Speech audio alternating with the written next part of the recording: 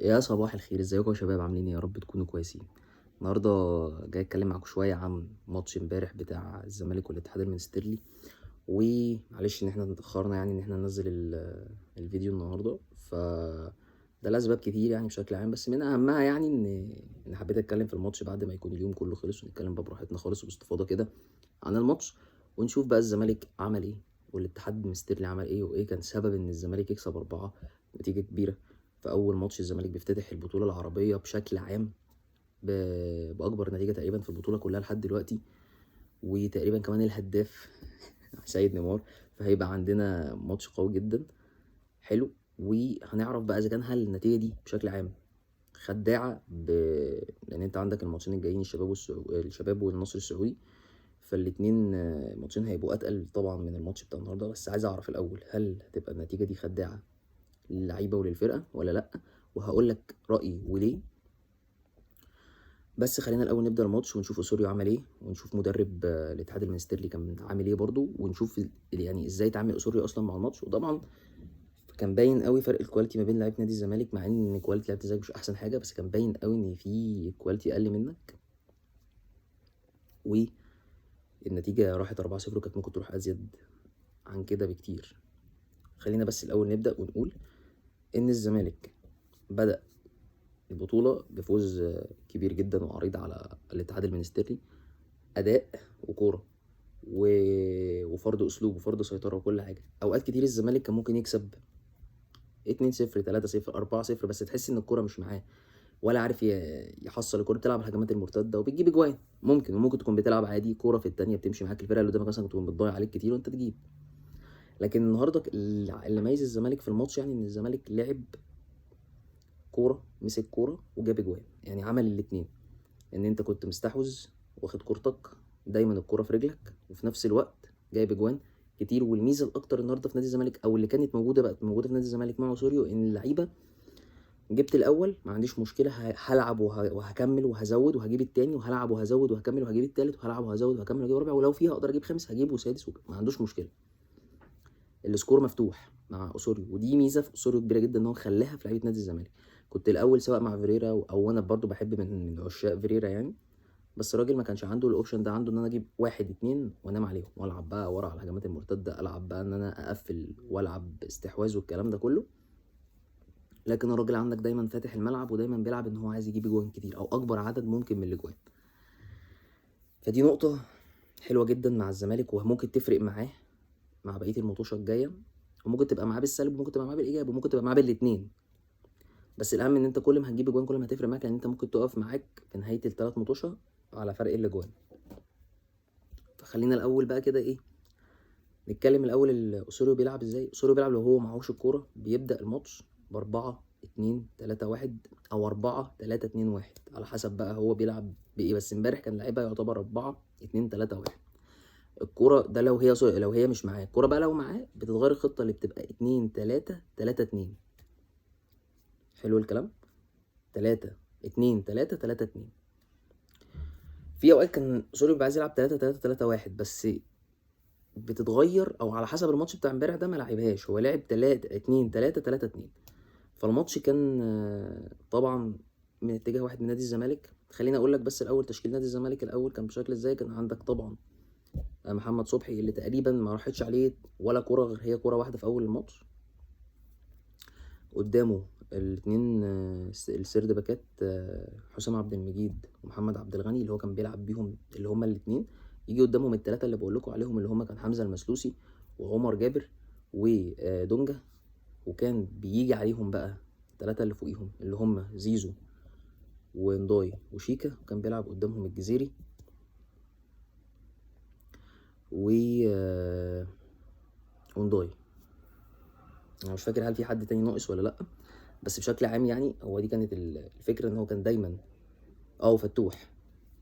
وفتوح اللي كان بيلعب معاهم. طبعا الراجل اللي مش عارف ازاي نسيته، الراجل نص ملعب، هو اللي تحس ان الراجل اصلا ما بيبذلش مجهود، بس كل المجهود عنده، وهو اصلا اللي شايل البيلد اب بتاعك، اللي هو بينزل يستلم. بس كانت الميزه بقى النهارده ان تلاقي زيزو كمان بينزل معاه، بتلاقي اوقات كتير دونجا هو اللي بيستلم، ودي حلوه جدا. اللي بقالها كتير قوي مش شفتش دونجا بدا يرجع بمستواه في النقطه دي، ان هو بدا يستلم ويلف ويطلع الكرة اللي قدامه دي، ياه بقى، ياه على المتعة اللي انا ما كنتش شايفها قبل كده. ان في الثلاثة او الاربعة اللي كانوا موجودين في نص الملعب، انك انت كنت بتاخد الكرة ولازم ترد تاني ورا. وده كان في الاخر حصل لما نزلت انت رؤى وعمرو السيسي في الاخر وايشو. بس حابب اتكلم يعني اركن ايشو ما بينهم بره، بس لان ايشو مظلوم في الحته ان هو نزل مع الناس دي في الاخر، لان كان فيه رجاله وعشوائيه. بس خلينا ناخدها نقسم الماتش سنه سنه. الزمالك بدا طبيعي، اللي عجبني جدا ان الزمالك نزل في فرقه مش احسن حاجه، نزل ضاغط. الفرقه كمان اللي قدامك ساعدتك، ان الراجل اصلا يعتبر كان مخوف فرقته منك. الفرقه اللي قدامك مش احسن حاجه، بتكلم على الزمالك يعني، بس في الاول وفي الاخر لازم نحترمها. الاحترام واجب، بس اللعيبه احترمت النادي الزمالك اكتر مما يمكن، وعشان كده لعب ورا في الاول. ولو لاحظت ان الزمالك اول ما مسك الكوره الفرقه كلها كانت تحت الكوره، وده اللي خلى المشكله عنده، ان كمان هو ما ساب لك الكوره، بس في نفس الوقت اللعيبه اللي عنده ما عندهاش امكانيه انها تمسك الكوره وتحافظ عليها. والدليل على كده ان هم بيقول لك ما راحوش غير بكورتين، وان الكورتين دول هم اللي الزمالك اصلا سابهم لهم. واللعيبه دي ما يعني مش عارف هي بقى ما جاتش الماتش ولا ايه، المهم ان هي ما افتكرتش انها بتلعب في ماتش مع الزمالك غير في الدقيقه تقريبا 80 او 85. ف فده ادى اتاحه للزمالك انه يبدا يلعب كوره. الفرقه ما كانتش بتضغط عليك اصلا غير من نص ملعب، من اول نص ملعب بتاعها ما بتقابلك من هناك. فده كان مديك ميزه ومديك اريحيه انك انت اصلا ضاغط الفرقه اللي قدامك، يعني زائق باكاتك. انت باكاتك كانت بتلعب على اول الدايره. فده كان مديك انت اتاحه حلوه. لعيبتك كمان اللي فوق، شيكا بينزل يستلم زي ما قلت لكم، فتوح كده كده بيستلم، بينزل معاه كمان دونجا بيستلم، بينزل زيزو بيستلم، اوقات كتير برضو نضاي تلاقيه هو اللي بينزل يستلم. فبتخلق لنفسك باصه. طبعا يعني الجزيري انا مش عارف هو حلو ولا وحش ولا حلو ووحش، ولا وحش حلو، مش عارف. لان الراجل عمل كذا كوره حلوه، وفي نفس الوقت بيبطئ رتم اللعب. استلاماته اوقات بتبقى مش عارف، في استلامه استلمها، هو في استلامه استلمها الكوره بعدت قوي كده عنه، وفي استلامه تانية استلمها عايز يستلمها بوش رجله. يعني الكوره بصيت له تقريبا من شيكا، فهو عايز يستلم بوش رجله، فبيستلم الكوره لفت وراحت ورا. فمش عارف، بس هو يعني قطع في كوره حلو، سبق المهاجم، خد الكوره اللي هي الجون التالت. حتى الجون اللي هو اللي جابه، اللي هو الجون الاولاني، الكوره برده صعبه لانها نازلك وش رجلك، انك تحط وش رجلك وتيجي مظبوطه كده برده صعبه. فمش عارف هو انا هقوله حلو ووحش يعني، انا مش عارف. فكان عندك اللعيبه كمان كانت فايقه. الاهم من كل ده ان اللعيبه نفسها كانت عايزه تعمل حاجه. يعني كان باين في الملعب ان اللعيبه عايزه تكسب، اللعيبه عايزه توصل فكره ان احنا مش رايحين اداء مشرف ورايحين ناخد شويه فلوس وماشيين. بس الدليل ده هيبان اكتر في الماتش الجاي. تشوف بقى اللعيبه فعلا دافعها ان هي عايزه تبين نفسها وعايزه تظهر وعايزه تعمل حاجه لنفسها، ولا اللعيبه هي بس فكره ماتش والسلام وكذلك. طبعا حابب اشكر جدا قبل ما نكمل يعني جمهور نادي الزمالك اللي راح وتعب وعمل ماتش حلو جدا بالبانر اللي نزل امبارح بتاع الديب ده، اللي هو كان مكتوب فيه ده جيرني بيجينز تقريبا. فبجد يعني شكرا جدا على اللي هم عملوه امبارح. متعه، فكره الجمهور بشكل عام يا جماعه متعه متعه متعه. انا بستمتع جدا لما بشوف حتى في ماتش النصر جمهور النصر امبارح مولع شماريخ وقالب الاستاد، كانت متعه جدا بجد. فاتمنى اشوف ده بقى هنا في ملاعبنا، والاقي بقى الجمهور عندنا يمتع كده زي الاول وزي زمان. خلينا بس الاول نرجع للماتش، عشان مش عارف انا خرجت منه قوي كده ليه. فالمهم الزمالك كان عنده حريه الحركه، عنده كمان فكره ان انت بتعمل سويتشات ما بين كل لعيبه الملعب، حرفيا الجزء اللي قدام كله. يعني انت خرج الثلاثه او الاثنين ثلاثه اللي هم اللي منهم دونجا، والباقي كله سويتشات. حتى من الثلاثه دول كان هتلاقي فتوح كمان بيطير وعمر كمان بيطير. فانت عندك كله بيعمل سويتشات. هتلاقي عمر شويه في اليمين شويه في الشمال، زيزو شويه في الشمال شويه في اليمين شويه في النص، شيكا يمين شمال في النص، فتوح بيطلع لحد ممكن تلاقي شيكا هو اللي تحته بقى ينزل هو اللي تحته، وفتوح هو اللي طالع بيساعد. حتى في الجون الرابع هتلاقي فتوح هو اللي طالع مكمل، وفي الجون التاني فتوح هو اللي طالع وقاطع ما بين خط يعني ما بين الباكات بتاعت الاتحاد المنستيرلي، والكره بتاعت شيكا اللي لعبها له وراح مع زيزو. ففي لا مركزيه قويه جدا. والحلو ان عندك الناس دي قادره تعملها.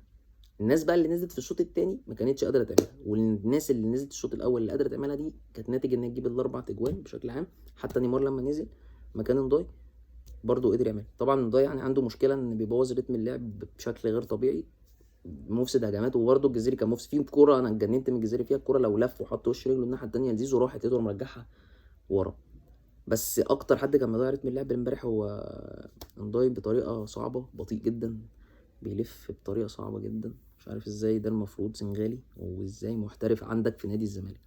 المهم يعني ان الراجل ربنا يشفيه طبعا، لان هو اتصاب اصابه جامده جدا امبارح. الراجل دخل له هنا دخله ولا كانه داخل ايه بيلعب مصارعه معاه.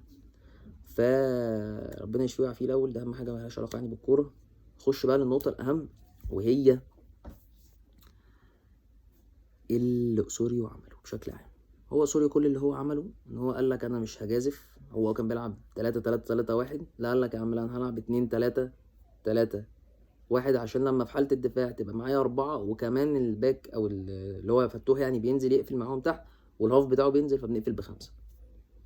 فالراجل عملها بشكل لطيف جدا. في نفس الوقت قرا ان الفرقه اللي قدامه واقعه منك، خلاص دوس يا باشا عليها وابدا اضغط وزنقها في ملعبها. خلصت ال4، الحته الميزه التانية قال لك بس ريح لعيبتي، مش همسك بقى زيزو اهينه طول الماتش مع فرقه زي دي. ونفس الكلام شيكا، ونفس الكلام مين نيمار برضو لما نزله فدى لكل وقت او كل لعيب جزء صح. نيمار لما نزل فايق.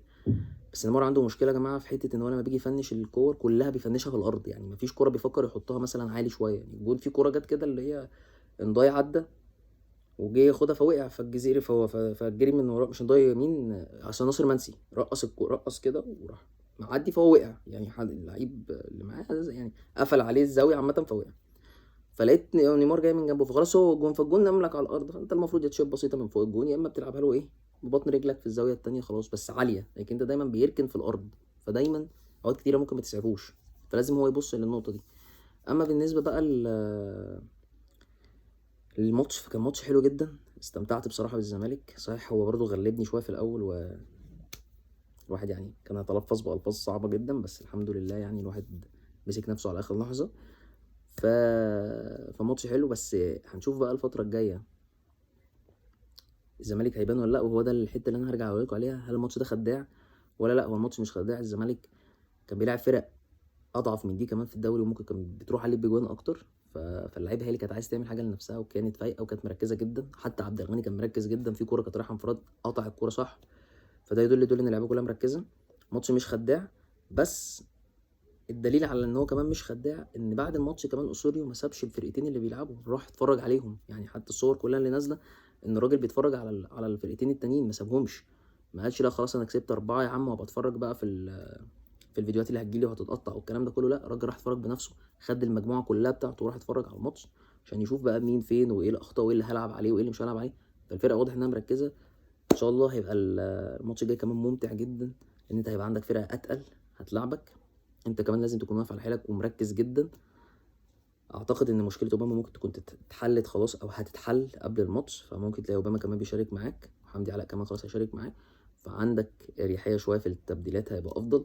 في نفس الوقت لو عندك لعيبه تانية اللي هي هتتأيد وممكن تجيلك من الدور اللي جاي. بس اهم حاجه الماتش الجاي للزمالك، لو كسب الماتش الجاي هو خلاص صعد للدور الجاي، مش هيستنى يبص الماتش النصر خالص، بس هيلعب الماتش النصر باريحيه جدا. وده هتبقى تدي كمان للعيبه الزمالك راحه ان هو يلعب مرتاح. ف بطولة حلوة، بطولة مجمعة جميلة جدا، وعندنا مطوشة حلوة